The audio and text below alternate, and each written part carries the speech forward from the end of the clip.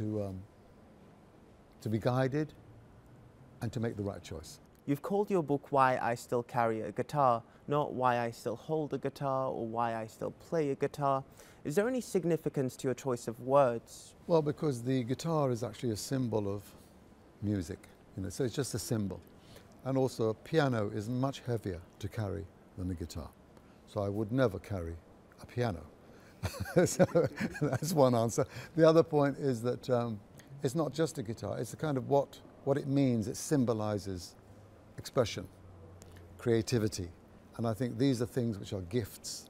If you have a gift, an artistic gift, creative gift, and people have different gifts, by the way. I mean, everybody's got a gift. But I was given this gift, so I think it's important to share it, and that's what the guitar represents. Do you want to see more Muslim artists, and do you think art can really bring people together? For sure. I mean, everybody likes a good Disney film.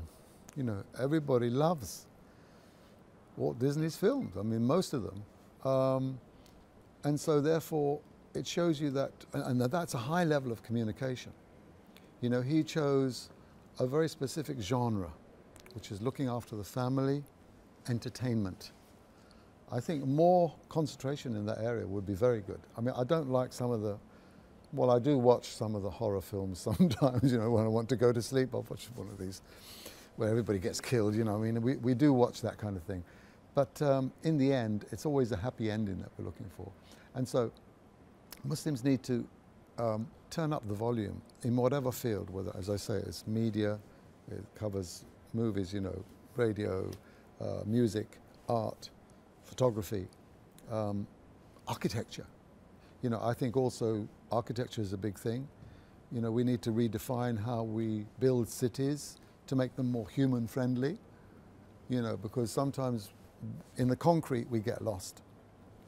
So there's so many ways you can influence the world, and that's what I think the job is, just to try and make the world a better place. Yusuf, we live in a world where everyone's trying to get famous, whether it's on Instagram or YouTube, and you're someone who's left the limelight once. What does the concept of fame mean for you? Well, of course I've had it, and even when I was very young, I was a little bit of a showman, I was, always entertaining the family with dances or whatever it was. So, and then of course I made it on the big platform, on the big stage. From that point of view, after the curtain comes down, what happens? If I've been reading a book by George Harrison recently, and he said it was the most devastating moment, because that's when you're faced with yourself.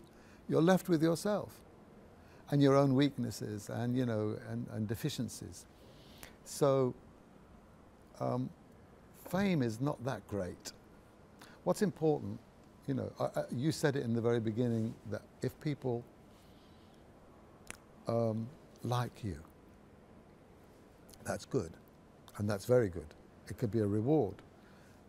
And I think that helping people, being good, and being able to face yourself at any moment and feel confident about your own identity, that's more important than fame. So maybe a tramp might know himself better than a very, very famous Justin Bieber, whoever you want to choose. It's knowing yourself. Along with being a legendary singer-songwriter, you also have another title, philanthropist. Can you talk about some of the projects you've been involved in? I was always involved in charity in some way. When I made my fortune, if you like, as a singer, I also felt guilty. There was a lot of money. So I started to try and give money, some of my money to charity. And so I was one of the first ambassadors for UNICEF. Of course, in Islam, zakat is one of the pillars of Islam. And when I became Muslim, then I started to look for a place where I could pay my zakat. And I helped to establish an international aid organization. And then later I established a smaller one, more for the family, so that we could contribute to orphans and widows, particularly in the Balkans, at that time. And these days I support charities that do work, obviously, with refugees, and at the moment we're thinking about making a peace train caravan, which will be a transportable school that can go to refugee camps and help children get some education, inshallah. So, you know, there's many ways to help, and the last option is that you do nothing, and that is not an option. He was alone when he was 12, only his thoughts, which he kept to himself.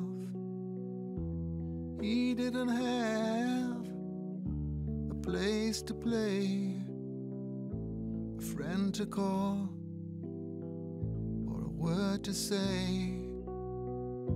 But he had a hope that one day he'd fly over the rainbow, up through the sky.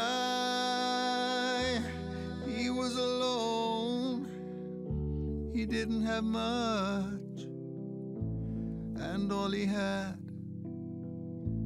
he couldn't touch. What was life like as Cat Stevens, who in the 1970s sold millions of albums and was surely one of the greatest artists on the planet? Was it all rock and roll? No, it was never really rock and roll. It was more to do with recording my feelings and my emotions and my questions and some of the answers which I received somehow mysteriously. It was to do with, as I said, sharing this gift which I had. And so really, if you want to know more about what it was like, you have to listen to the songs. The songs will tell you everything, whether it's On the Road to Find Out, or I Listen to the Wind, or Morning is Broken, or Peace Train, or Where Do the Children Play, or First Cut is the Deepest. I mean, there are emotional songs too. So if you want to know how it felt, just listen to the music. Yes, I'm being followed by a moon shadow, moon shadow, moon shadow. Baby, baby, it's a wild world, and it's hard to get by. How can I try to explain? 'Cause when I do, he turns away again. It's always been the same old story. In your book, you speak of those who were shocked at, and I quote, an iconic long-haired hippie pop star that sang and embodied their dreams ended up a Muslim, prostrating in prayer 5 times a day and abandoning alcohol, parties, adoration and applause. Do you think people understand you now? I think the objective of my book is to try and help people understand the transition, because obviously from a public point of view, from the media's point of view, it was a very kind of switch from there to there. But in fact, it was a long, drawn-out process, and in fact, my songs also describe that process very well. My job was to try and overcome the blur which the media creates and to give clarity.